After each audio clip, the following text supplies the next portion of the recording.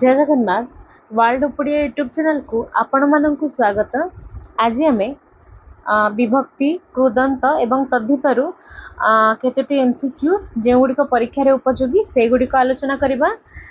तेबे एही प्रश्न गुड़िक किछि सिलेक्टेड तेणु यह आपण माने मन दे देखिबे। आसिबा प्रथमे विभक्ति क्या कह जाए आमे समस्ते जानिथिबे ना वाक्य मध्य पदगुड़िक विभक्त करी भिन्न भिन्न अर्थरे सहायक वर्ण बा वर्ण समूह को आमे विभक्ति बोली कहि थाउ। ए टी टा गुड़ाक माने क कु मानकु आदि विरक्ति सूचक द्वारा विभक्ति सूचक द्वारा वाक्यर अर्थ रे माने भिन्न भिन्न अर्थ व्याप्त घटी थाए। तेबे यह 7 प्रकार अच्छी बोली आमे जानिछु विभक्ति एवं तेबे विभक्ति क्या कह जाए आमे जानले। पुनश्च कृदंत क्या आमे कहबा ना धातु बा क्रिया सहित विभिन्न प्रत्यय जोगरे जो शब्द गठित होता है ताकू कृदंत बोली कहि थाउ। ठीक से परी अन्य शब्द सहित क्रिया किंबा क्रिया व्यतीत अन्य शब्द सहित प्रत्यय संयोग जहाँ गठित होता है ताकू तद्धित कुहा जाए। तेबे धातु बा क्रिया मूल सहित प्रत्यय जोग हेले ताहा कृदंत होता है एवं क्रिया किंबा अन्य शब्द सहित प्रत्यय युक्त हेले ताकू आमे तद्धित बोली कहिता। कृदंत जेमती धातु बा क्रिया मूल जेमती गोटे उदाहरण देखिबा ना पट जोग अक समान पाठक। एठारे क्रियामूल हेउची पट धातु हेउची पट पट धातु रे प्रत्यय अक प्रत्यय युक्त होई पाठक शब्दटी गठित होईची। ठीक से परी तद्धितरे आमे देखिबा ना तद्धितरे कोन अछि ना क्रिया व्यतीत अन्य शब्द सहित जोठरे क्रियार कोनोसी भूमिका नाही तद्धितरे क्रियार कोनोसी भूमिका नाही। कृदंतरे क्रियार भूमिका रहीची किंतु तद्धितरे क्रियार भूमिका रहीनी। तद्धितरे क्रिया व्यतीत अन्य समस्त शब्द जेपरी गोटे उदाहरण माध्यम रे आपनकु जणैबी ना शिव युक्त अ समान शैव सेपरी अलस युक्त उआ प्रत्यय समान अलसुआ सेपरी भाबे आमे तद्धित को शब्द माध्यम रे चिन्हिबा एवं कृदंत को आमे क्रिया किंबा धातु सहित धातु द्वारा आमे चिन्हिबा। तेबे आपण मानक डाउट क्लियर हे गला विभक्ति कृदंत एवं तद्धित कहा को कहा जाए ता आपण माने जानि परले। एबे आसीबा एमसीक्यू गुडी को देखिबा जे एमसीक्यू गुडी को परीक्षा पाए विशेष इंपोर्टेंट से गुडी को मु आज आपण मानक सहित आलोचना करिबी। तेबे प्रश्न नंबर 1 हे भद्रे कौन करूच एठारे केउ विभक्ति होई छी। तेबे एहार सठिक उत्तरटी हेबो हे भद्रे। एठारे ऑप्शन बी प्रथमा हेउची एठारे विभक्ति प्रथमा विभक्ति रे संबोधन मूलक घटी थाए बोली आमे याकू हे जेहेतु लागिची आमे याकू प्रथमा विभक्ति बोली कहबा।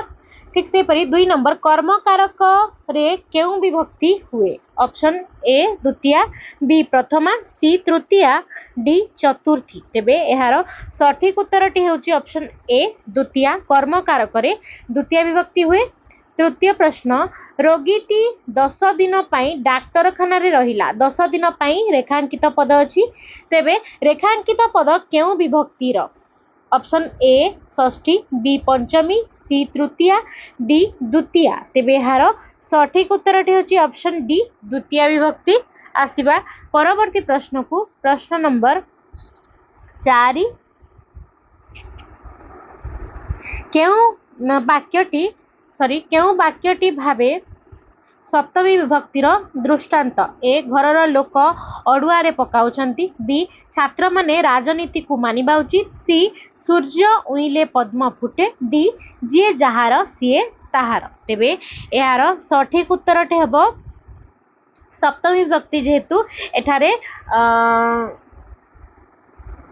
संबंध माने जेपरी एठी मु ऑप्शन सी हेउची यार सठिक उत्तर काईना सूर्य उइले पद्म फुटे ए दुही जनक भितरे एक निबिड़ संपर्क रही जेतेबेले सूर्य हुअंती पद्म फुटे सूर्य न उइले पद्म फुटे नाही सेथिपाई एठारे सप्तमी विभक्ति होईची बोली आमे कहि परिबा। 5 नंबर षष्ठी विभक्ति केउठारे हुए ए कर्मकारक बी करणकारक सी अधिकरण कालरे डी संबंध पदरे तेबे हार सठिक उत्तरटी हेउची ऑप्शन डी संबंध पदरे षष्ठी विभक्ति होई थाए।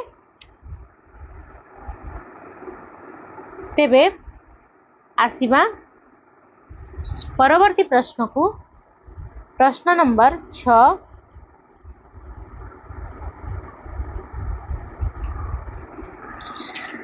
कृति प्रतियोगी को पुरस्कार दियो रेखांकित पदटी केउ विभक्तिर रेखांकित पदटी कौन प्रतियोगी को यह केउ विभक्ति ए चतुर्थी बी पंचमी सी द्वितीय डी सप्तमी तेबे यार सठिक उत्तरटी हेउची ऑप्शन ए चतुर्थी। बी नंबर विभक्ति केते प्रकार एठा विभक्ति हबो विभक्ति केते प्रकार A 8 2 sorry B 2 C 7 D 6 तेबे यार सठिक उत्तर आम समस्त जानिछे ना विभक्ति 7 प्रकार ऑप्शन सी टी हबो यार सठिक उत्तर।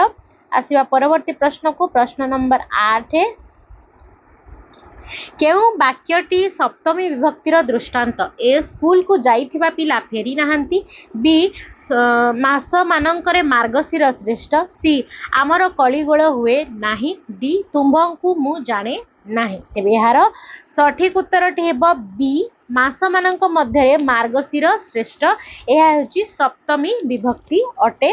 9 नंबर जहा द्वारा संख्या और कारकर प्रतीति जन्मे ताकू कौन कहती ए विभक्ति बी कृदंत सी समास डी तद्धित तेबे यार सठिक उत्तरटी हेबो ऑप्शन ए विभक्ति विभक्ति द्वारा संख्या और कारकर प्रतीति जन्मे। आसीबा परवर्ती प्रश्न को प्रश्न नंबर 10 क स्तंभ ख स्तंभ मिलाओ तेबे क स्तंभ रे अछि एक गाई दूध भल 2 से घरे घरे परिचित 3 10 टंकार 2 टंका कलम 4 लोके बोलिबे कौन सेपरी ख स्तंभ रे एक सप्तमी विभक्ति 2 प्रथमा विभक्ति 3 षष्ठी विभक्ति 4 द्वितीय विभक्ति। प्रथमे आमे देखिबा ऑप्शन 1 रे कौन अछि गाई दूध भल तेबे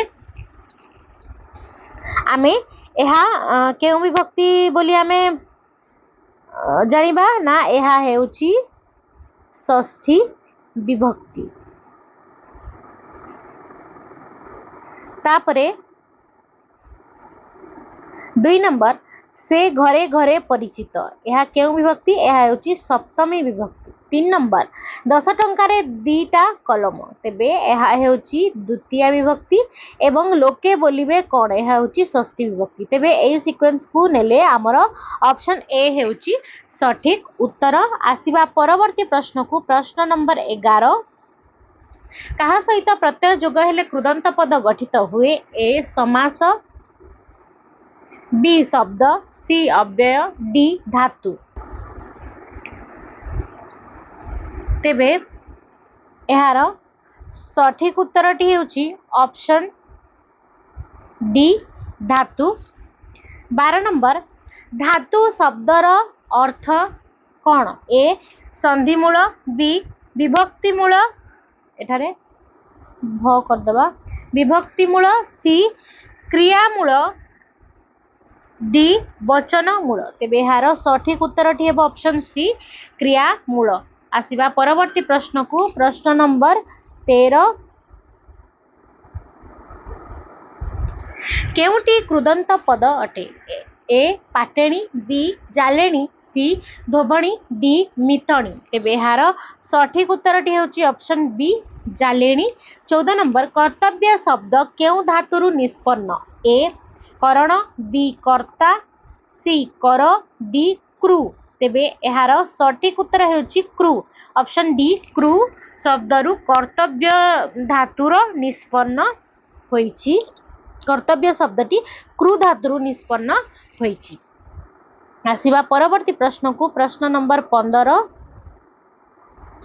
लेखक कृदंत पदर केउ वाच्य हुए ए कर्तृवाच्य बी चंद्रदान वाच्य सी करणवाच्य डी भाव वाच्य तेबे यार सठिक उत्तरटी हेउची ऑप्शन ए कर्तृवाच्य 16 नंबर केउटी कृदंत पद नुहे ए दातव्य बी भव्य सी गंतव्य डी श्रव्य तेबे यार सठिक उत्तरटी हेउची ऑप्शन बी भव्य आसिबा परवर्ती प्रश्न को प्रश्न नंबर 17 आली प्रत्यय युक्त कृदंत पद केउटी ए बिकाली बी कपाली सी दीपाली डी भाईआली तेबे यार सठिक उत्तरटी हेउची ऑप्शन ए बिकाली 18 नंबर निंदा शब्दटी किपरि गठित होईछि ए निंद युक्त आ बी निंदा युक्त आ सी निंद युक्त ई डी निंद युक्त अ